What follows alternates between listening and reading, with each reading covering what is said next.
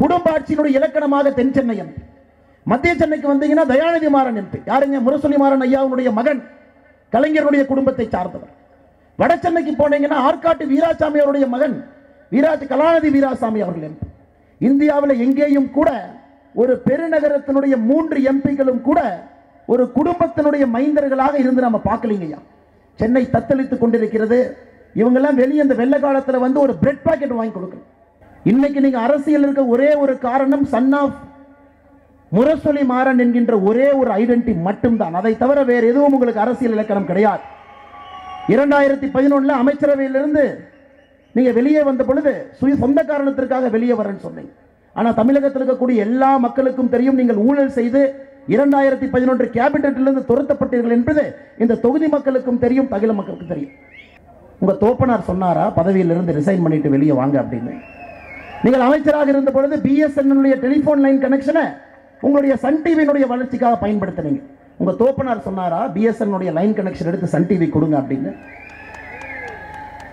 Chief secretary தலைமைச் செயலரை பார்த்துவிட்டு நாங்கள் என்ன தாழ்த்தப்பட்டவர்களான்னு சொன்னீங்க. உங்க தோப்பனார் சொன்னாரா தாழ்த்தப்பட்டவர்களா என்கின்ற வார்த்தையை பயன்படுத்தி தோப்பனார் சொன்னார்கள்.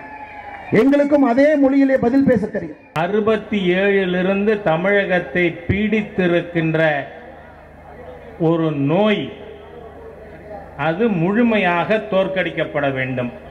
திராவிடியன் ஸ்டாக் இன்னைக்கு நடந்திருக்கின்ற ஜனநாயக விரோதம், அராஜகம் இது மாதிரியா நாம பார்த்ததில்லை.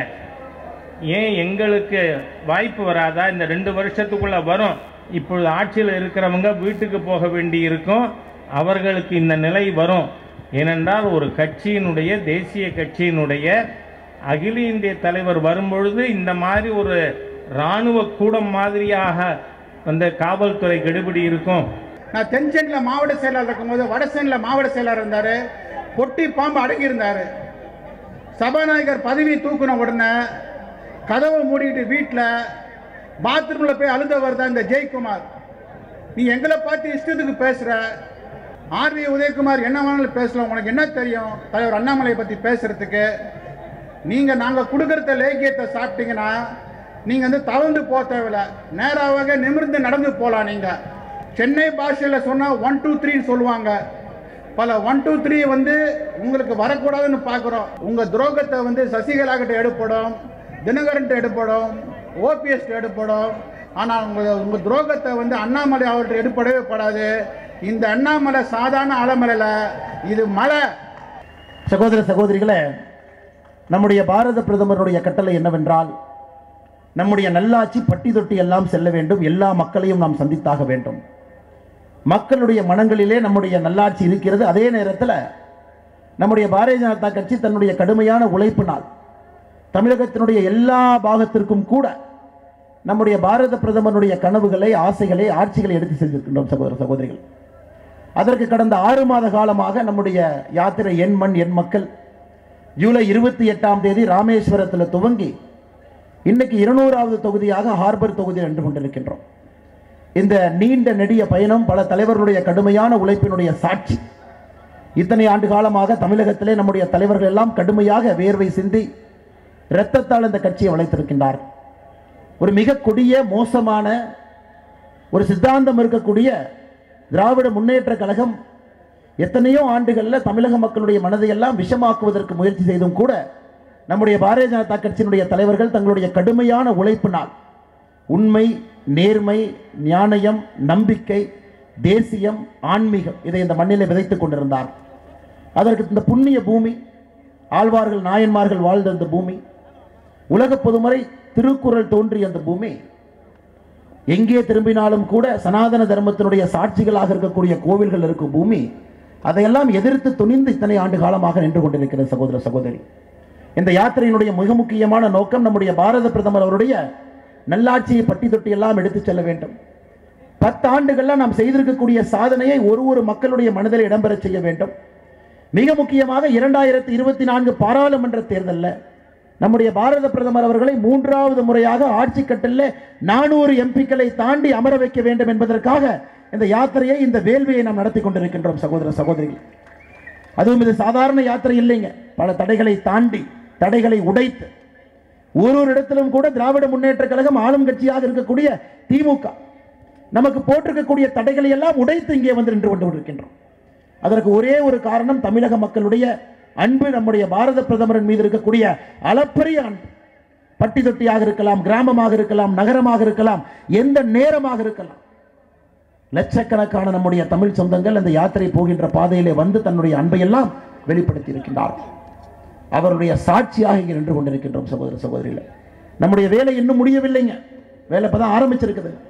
2024 பாராளுமன்ற தேர்தலில் தமிழகத்திலிருந்து பெரும் அளவு பாரதிய ஜனதா கட்சி, தேசிய ஜனநாயக கூட்டணியினுடைய பாராளுமன்ற உறுப்பினர்களை இங்கிருந்து நம்முடைய பாரத பிரதமர் அவருடைய 3வது ஆட்சியிலே தொடர்ந்து அவருடைய கரத்தை வலுப்படுத்துவதற்கு அனுப்பி வைக்கும் வரை நமக்கு ஓய்வு கிடையாது. சகோதர சகோதரிகள், நாம் வேர்வையை சிந்த வேண்டும்.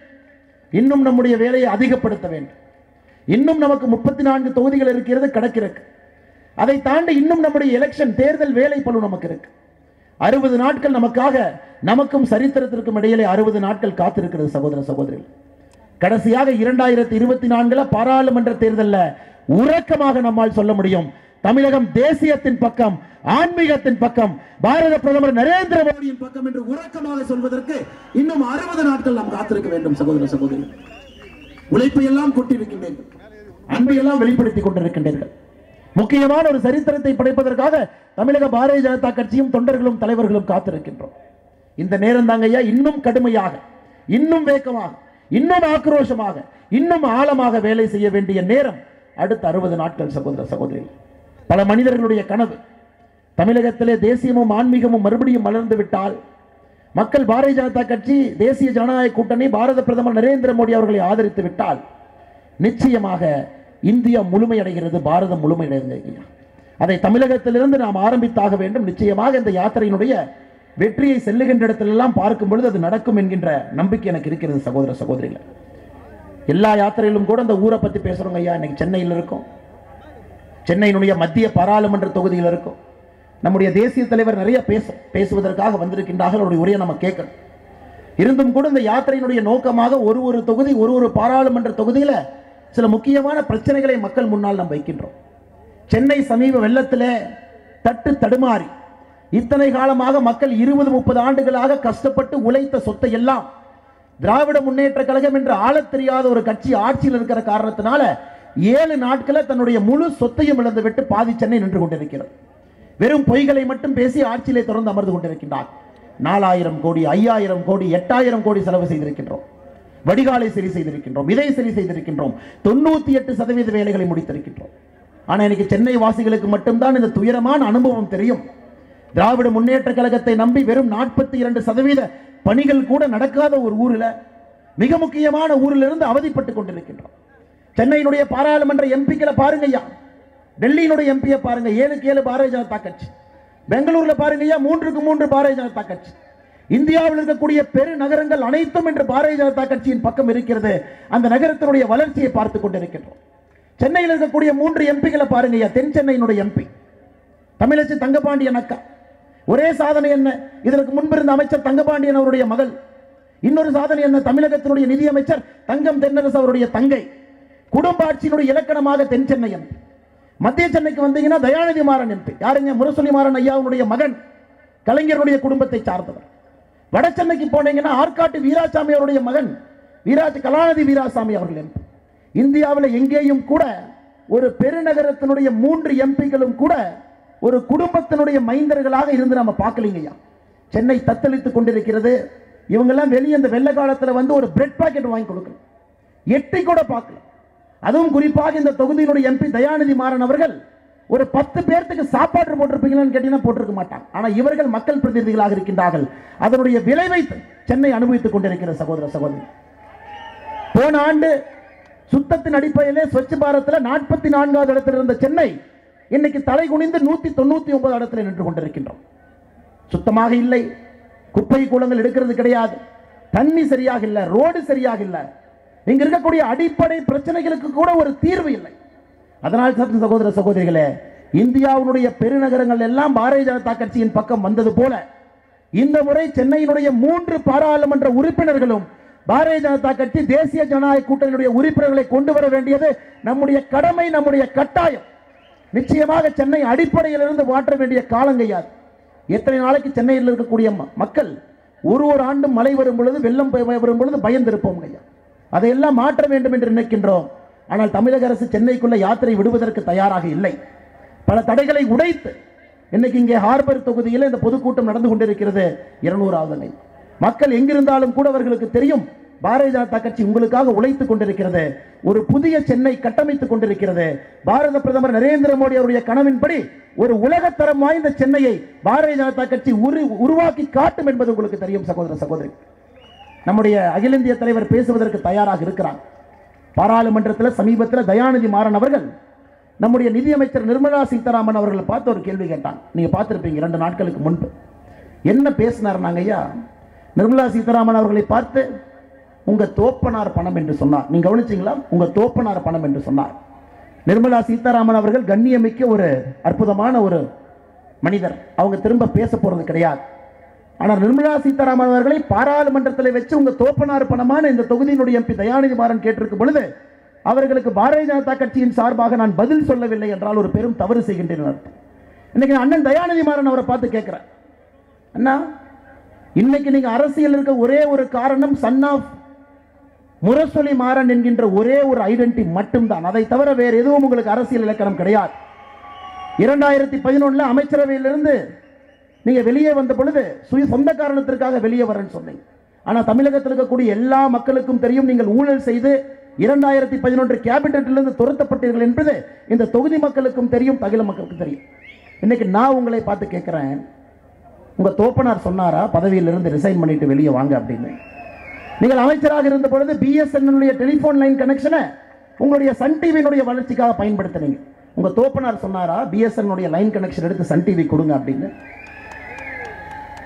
சீஃப் செக்ரட்டரி தலைமைச் செயலரை பார்த்துவிட்டு நாங்க என்ன தாழ்த்தப்பட்டவர்களான்னு சொன்னீங்க.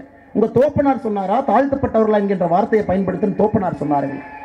எங்களுக்கும் அதே மொழியிலே பதில் பேச தெரியும்.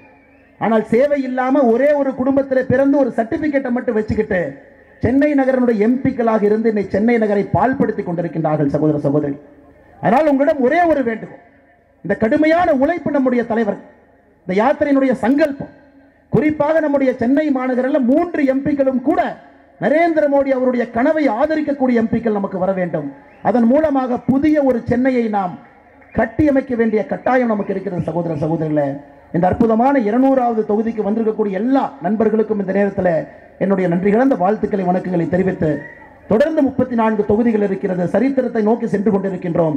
234வது தொகுதியிலே சரித்திரம் நிச்சயமாக தமிழகத்திலே நடக்கும். நாம் எதிர்பார்க்கக்கூடிய அரசியல் மாற்றம் நிச்சயமாக நடக்கும் என்கின்ற நம்பிக்கை நீங்கள் எல்லாம் அளித்திருக்கின்றீர்கள். மறுபடியும் ஒரு முறை நம்முடைய தேசிய தலைவர் திரு நட்டா அவர்களை அவருடைய கடினமான சூழ்நிலையில் பாராளுமன்றம் அனைத்திடத்திலும் கூட தேவைப்படுகின்றார். இருந்தும் சொன்னபடி 200வது தொகுதிக்கு வருகின்றேன் என்று சொல்லி நமக்காக தன்னுடைய நேரத்தை ஒதுக்கிவிட்டு டெல்லியிலிருந்து இந்த நிகழ்வுக்காக வந்திருக்கின்றார்கள். நம்முடைய தமிழக பாரதிய ஜனதா கட்சி சார்பாக நம்முடைய தேசிய தலைவர் திரு நட்டா அவர்களுக்கு மறுபடியும் எங்களுடைய நன்றி கலந்த வாழ்த்துக்களை வணக்கங்களை தெரிவித்து என்னுடைய உரையை முடித்துக் கொள்கின்றேன். நன்றி, வணக்கம். பாரத் மாதா கி, பாரத் மாதா கி, பாரதனையின் புகழ். நான் அதிக நேரம் பேசுறதுக்கு கூடாது, முடியாது. அதனால சுருக்கமா, இந்த தேர்தல் 67லிருந்து தமிழகத்தை பீடித்திருக்கின்ற ஒரு நோய், அது முழுமையாக தோற்கடிக்கப்பட வேண்டும். Dravidian stock. இந்த திராவிடியன் ஸ்டாக்னா என்ன? சீனி என்ன ஆச்சு அப்படின்னா எறும்பு தின்னுடுத்து. சரி, அது வச்சிருந்த சாக்கு என்ன ஆச்சு? கரையான் தின்னுடுத்துன்னு ஊழல் பண்ணின, ஊழலிலே விஞ்ஞானபூர்வமாக ஊழல் செய்தவர்கள் என்று சர்க்காரியா கமிஷனால் குற்றஞ்சாட்டப்பட்ட ஊழல் மன்னர்களின் பெருச்சாளிகளின் ஆட்சி இப்பொழுது நடந்து கொண்டிருக்கிறது. இந்த ஊழல் ஆட்சியை கலைந்து தேசிய சக்திகள் தமிழகத்திலே ஆட்சிக்கு வர வேண்டும். ஏன்னா 67க்கு அப்புறம் தேசிய சக்திகளால் வர முடியலை. இந்த முறை திராவிடியன் ஸ்டாக்குக்கு இந்த பாராளுமன்ற தேர்தலில் எந்த இடமும் இல்லை என்பதை தமிழக மக்கள் உறுதிப்படுத்துவார்கள். அதோடு இல்லை, இன்னைக்கு நடந்திருக்கின்ற ஜனநாயக விரோதம், அராஜகம் இது மாதிரியாக நாம் பார்த்ததில்லை. ஏன் எங்களுக்கு வாய்ப்பு வராதா? இந்த 2 வருஷத்துக்குள்ள வரும். இப்பொழுது ஆட்சியில் இருக்கிறவங்க வீட்டுக்கு போக வேண்டி இருக்கும், அவர்களுக்கு இந்த நிலை வரும். ஏனென்றால் ஒரு கட்சியினுடைய, தேசிய கட்சியினுடைய அகில இந்திய தலைவர் வரும்பொழுது இந்த மாதிரி ஒரு இராணுவ கூடம் மாதிரியாக அந்த காவல்துறை கெடுபிடி இருக்கும். எவ்வளவு மோசமானது! இவ்வளவு மோசமான ஒரு அரசாங்கத்தை நான் பார்த்ததே இல்லை. எனவே இதற்கு விடை கொடுத்து அனுப்புவதற்கு நமக்கு ஏப்ரல் மாதம் வாய்ப்பு கிடைக்கும். ஆகவே அந்த சமயத்தில் தமிழகத்தில் திராவிடியன் ஸ்டாக்குகளுக்கு எந்த இடமும் இல்லை என்பதை நீங்கள் உறுதிப்படுத்த வேண்டும் என்று கேட்டுக்கொண்டு வாய்ப்புக்கு நன்றி கூறி விடைபெறுகிறேன். வணக்கம். இன்று தமிழகமே நமது தலைவர் அண்ணாமலை அவர்கள் என்ன சொல்கிறார், என்ன பேசுகிறார் என்று அனைவரும் கூர்ந்து கவனிக்கிறார்கள். இன்னைக்கு திமுகவுக்கு ஒரு சிம்ம சொப்பனமாக, குறிப்பாக திராவிட கட்சிகளுக்கே ஒரு சிம்ம சொப்பனமாக திகழ்ந்து கொண்டிருக்கிறார்கள் நமது மரியாதைக்குரிய தலைவர் அண்ணாமலை அவர்கள். நமது நாகராஜன் அவர்கள் சுருக்கமாக பேச சொன்னார்கள். சரி, ஒரு 2-3 கருத்துக்களை மட்டும் சொல்கிறேன். இன்னைக்கு வெளிப்படையாக அவர் எடப்பாடி அவர்கள் திருப்பி கூட்டணி இல்லைன்னு சொல்லிட்டாரு. பரவாயில்ல, எங்களுக்கு ஒன்றும் நஷ்டம் இல்லை, உங்களுக்கு தான் நஷ்டம். ஆனால் அதிமுக ஒன்று மட்டும் மறக்கக்கூடாது. 5 வருஷம் அவர்கள் டிடிவி தினகரன் உங்களுக்கு சட்டசபையில் எவ்வளோ பிரச்சனை கொடுத்தாருன்னு தெரியும் உங்களுக்கு. 4 வருஷம் கவர்மெண்ட் தாங்கி பிடித்த நம் மரியாதைக்குரிய இந்தியாவின் சிங்கம், உலக அரங்கில் நமக்கு ஒரு உறுதுணையாக இருக்கும் தலைவர் மோடி அவர்கள் தான். உங்கள் துரோக அரசியல்லாம் எங்கள்கிட்ட எடுப்படாது. விரைவில் நீங்கள் தேவையில்லாமல் தலைவர் அண்ணாமலையை இந்த ஒத்த ஓட்டுக்கள்லாம் வச்சுட்டு நீங்கள் எப்படிப்பட்டவங்க எங்களுக்கு தெரியும். நீங்கள் ஜெயக்குமார் வாய்க்கு வந்தவரெல்லாம் பேசுகிறார் அவர். ஆனால் எனக்கு தெரிஞ்சு அந்த அம்மா ஜெயலலிதா இருக்கும்போது ஒரு வார்த்தை பேசினதில்லை. நானே அந்த அம்மாவை ஏற்று பேசியிருக்கேன் பல முறை. அந்த அம்மாவை கேள்வி கேட்டிருக்கேன். நான் மேயராக இருக்கும்போது என்னோட கருத்தை ஓப்பனாக பேசியிருக்கேன். அப்போல்லாம் இந்த ஜெயக்குமார்லாம், நான் தென்சென்னில் மாவட்ட செயலாளர் இருக்கும்போது வடசென்னில் மாவட்ட செயலாளர் இருந்தார். பொட்டி பாம்பு அடங்கியிருந்தார். சபாநாயகர் பதவி தூக்குன உடனே கதவை மூடிக்கிட்டு வீட்டில் பாத்ரூமில் போய் அழுதவர் தான் இந்த ஜெயக்குமார். நீ எங்களை பார்த்து இஷ்டத்துக்கு பேசுகிற, உங்கள் சொந்த முனையில் பேசுறது, இந்த தெரு ஓரத்தில் பேசுகிற கதையெல்லாம் எங்களுக்கு நிறையா தெரியும். நேற்று கூட யூடியூப்பில் பார்த்து எடுத்து வச்சுருக்கோம். தேவையில்லாமல் எங்கள் கட்சியை பற்றி விமர்சனம் பண்ணுறது இன்றைக்கி அகில இந்திய அளவிலே தமிழகத்தை உற்று நோக்கி இருக்கிறது. அதுக்கு உறுதுணையாக இருந்தவர் தான் அண்ணாமலை. ஆர்வி உதயகுமார் என்ன வேணாலும் பேசலாம், உனக்கு என்ன தெரியும் தலைவர் அண்ணாமலையை பற்றி பேசுகிறதுக்கு? நாங்கள் கொடுக்குறத லேக்கியத்தை சாப்பிட்டீங்கன்னா நீங்கள் தவழ்ந்து போக தேவையில்லை, நேராக நிமிர்ந்து நடந்து போகலாம். நீங்கள் சென்னை பாஷையில் சொன்னால் 1 2 3 சொல்லுவாங்க. பல 1 2 3 உங்களுக்கு வரக்கூடாதுன்னு பார்க்குறோம். அந்த நல்ல எண்ணத்தோடு தான் நாங்கள் தலைவர் எங்களது மரியாதைக்குரிய ஹோம் மினிஸ்டர் அமித்ஷா அவர்களும் நீங்கள் எங்க கூட பயணித்தரன்ற முறையில் உங்களுக்கு மரியாதை கொடுத்து வச்சுருக்கோம். எங்களுக்கும் பேச தெரியும், எங்கள் பிஜேபி தொண்டர்களுக்கும் பதிலடி கொடுக்க தெரியும். எல்லாத்துக்கும் நாங்கள் சளைத்தவர்கள் அல்ல. வருகின்ற தேர்தலை நாங்கள் எல்லாத்துக்கும் பார்த்துருக்கோம். நம்ம திமுக எப்படி பண்ணுவாங்க, ஏது பண்ணுவாங்கன்னு தெரியும். காவல்துறையை எங்களுக்கு தலைவர் அண்ணாமலை அவரோட பாத யாத்திரைக்கு பர்மிஷனை கொடுக்கல. நீங்கள் அதை பற்றி நாங்கள் கவலை இல்லை. மக்கள் மனதில் இடம் பெற்றுறாரு அவர். இன்னைக்கு கூட கபாலி கோயிலுக்கு நாங்கள் போகும்போது தலைவர் வந்தார். இன்றைக்கி சாமி கும்பிடாங்க. நான் வெளியே நின்றுருந்தேன். போகிற வர பப்ளிக்கெல்லாம் கேட்குறாங்க, யார் வர, அண்ணாமலை வராரா, அவரை நின்று ஒரு புகைப்படம் எடுக்கணும், கொஞ்சம் ஏற்பாடு பண்ணுங்க. அந்த அளவுக்கு இன்றைக்கி பொதுமக்கள் மத்தியிலும் கேள்வி கேட்கறது நியாயத்தை தட்டி கேட்க, இந்த ஊழல் ஆட்சியை தட்டி கேட்குற ஒரு சிம்ம சொப்பனமாக இருக்கிறவர் தான் நமது தலைவர் அண்ணாமலை. அவர் தலைமையில் லட்ச நமது பாரதிய ஜனதா தொண்டர்கள் கட்சி வலுப்பட்டு இருக்கிறது. அதுக்கு உறுதுணையாக எங்களை போன்ற முக்கிய நிர்வாகிகளும் பாரதிய ஜனதா கட்சியின் தொண்டர்களும் இருப்பார்கள். திமுக எங்களுடைய எதிரி. ஆனால் அதிமுகவில் தேவை. ஆனால் எடப்பாடி ரொம்ப ஜாக்கிரதை தான் பேசுகிறார். அவர் தலைவர் மோடியை பற்றியும் பிஜேபி பற்றி இல்லாமல் அலையன்ஸ் இல்லைன்னு பேசுகிறாரு. இந்த தேர்தல் முடிஞ்சோன்னு தெரியும். உங்கள் துரோகத்தை வந்து சசிகலா கிட்ட எடுப்படும், தினகரன் எடுப்படும், ஓபிஎஸ் எடுப்படும். ஆனால் உங்கள் துரோகத்தை வந்து அண்ணாமலை அவர்கிட்ட எடுப்படவே படாது. இந்த அண்ணாமலை சாதாரண ஆலமலையில் இது மலை. கட்டாயம் உங்களுக்கு ஆப்படிக்கிறதுக்கு தான் தலைவர் அண்ணாமலை இந்த திராவிட கட்சிகளை வந்து தமிழ்நாட்டில் வந்து ஒரு முடிவு கட்டுறதுக்கு தான் தலைவர் அண்ணாமலை வருகின்றார்கள். அவருக்கு லட்சோப லட்சம் பாரதிய ஜனதா தொண்டர்கள் அவர்களுக்கு எதை பற்றியும் கவலைப்படாமல் ஒரு நல்ல முடிவை தலைவர் அண்ணாமலை எடுக்கிறார்கள்.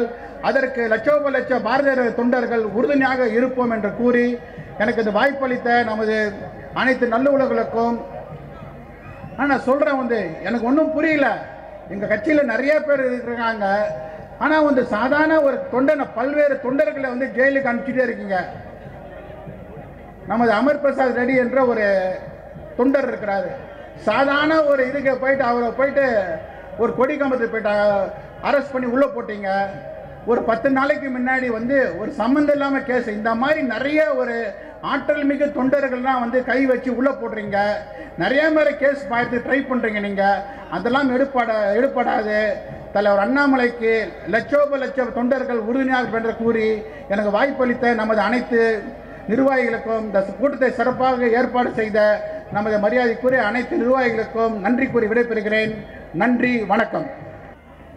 தமிழகம் முழுவதும் இளைஞர்கள், விவசாயிகள், பெண்கள் என்று ஒவ்வொரு தரப்பும் இதுவரை பாரதிய ஜனதா கட்சிக்கு அங்கு கட்சியிலே தொண்டர்களோ நிர்வாகிகளோ இல்லை என்கின்ற இடத்தில் கூட ஆயிரக்கணக்கிலே மக்கள் கூடி இந்த யாத்திரையில் கலந்து கொண்டிருப்பதை பார்க்கிறோம். தமிழகத்தில் ஒரு புதிய அரசியல் எழுச்சியை பாரத பிரதமர் நரேந்திர மோடி அவர்களுடைய திட்டங்களும் பிரதமர் மோடி அவர்கள் தமிழகத்தின் மீது காட்டுகின்ற அக்கறையை புரிந்து கொண்ட மக்களும் இந்த யாத்திரையில் கலந்து கொண்டு தங்களுடைய அன்பை ஆதரவை கொடுத்திருக்கிறார்கள். அவர்களுக்கு இந்த நேரத்தில் நன்றியை தெரிவித்து வெற்றிகரமாக இந்த யாத்திரை இப்போது சென்னை வந்து சேர்ந்திருக்கிறது. இந்த 200வது சட்டமன்ற தொகுதியில் நடக்கின்ற யாத்திரைக்கு வருகை புரிந்திருக்கக்கூடிய உங்கள் அனைவருக்கும் எங்களுடைய மனப்பூர்வமான வாழ்த்துக்களையும் வணக்கங்களையும் தெரிவித்து விடைபெறுகிறேன். நன்றி, வணக்கம். என் மண் என் மக்கள் இந்த யாத்திரை தமிழகத்தில் ஒரு மிகப்பெரிய மாற்றத்தை ஏற்படுத்திய இந்த யாத்திரை இன்றைக்கு சென்னையில் நம்மளுடைய மின்ட் ஸ்டேட்ல வந்திருக்கிறது. நீங்கள் எல்லாம் மிகப்பெரிய வரவேற்பை கொடுத்திருக்கிறீர்கள். இப்படிப்பட்ட வரவேற்பை கொடுத்த உங்கள் அனைவருக்கும் என்னுடைய நன்றிகளையும் வாழ்த்துக்களையும் தெரிவித்துக் கொண்டு, சகோதரர்களே, இன்றைக்கு நம்முடைய பிரதமர், மரியாதைக்குரிய பிரதமர் திரு நரேந்திர மோடிஜி அவர்கள் உலக தலைவராக விளங்கி கொண்டிருக்கிறார். இன்றைக்கு நம்முடைய பிரதமர் திரு நரேந்திர மோடிஜி அவர்கள் 400க்கும் மேற்பட்ட தொகுதிகளில் வெற்றி பெற்று ஹாட்ரிக் சாதனையாக 3வது முறையாக 400 தொகுதிகளில் வெற்றி பெற்று ஆட்சி அமைக்க இருக்கிறார்கள். 3வது முறையாக இந்த நிகழ்ச்சியில் நம்முடைய தேசிய தலைவர் மரியாதைக்குரிய நட்டாஜி அவர்கள் கலந்து கொண்டிருக்கிறது நமக்கெல்லாம் மற்றற்ற மகிழ்ச்சி. நம்முடைய இந்த யாத்திரையை ராமேஸ்வரத்தில் நம்மளுடைய மரியாதைக்குரிய உள்துறை அமைச்சர் திரு அமித்ஷாஜி அவர்கள் தொடக்கி வைத்தார்கள். இன்றைக்கு இந்த யாத்திரையை நம்மளுடைய 200வது தொகுதியில் நம்மளுடைய நட்டாஜி அவர்கள் வந்திருக்கிறார்கள். இந்த யாத்திரையுடைய நிறைவில் நம்மளுடைய மாண்புமிகு பிரதமர் திரு நரேந்திர மோடிஜி அவர்கள் வர இருக்கிறார்கள். இந்த யாத்திரையை கண்டு இன்றைக்கு திராவிட முன்னேற்ற கழகத்திற்கு, திமுகவுக்கு, ஸ்டாலினுக்கு, ஊழல்வாதிகளுக்கு ஒரு மிகப்பெரிய நடுக்கத்தை ஏற்படுத்தி இருக்கிற இந்த யாத்திரை, என் மண் என் மக்கள் யாத்திரை தமிழக அரசியலில் ஒரு வரலாற்று தடம் பதித்த இந்த யாத்திரையாக இருந்து கொண்டிருக்கிறது. இந்த யாத்திரையின் மூலம் நாம் போன முறை வெற்றிவேல் யாத்திரை நடத்தி 4 சட்டமன்ற உறுப்பினர்களை அனுப்பியிருந்தோம்.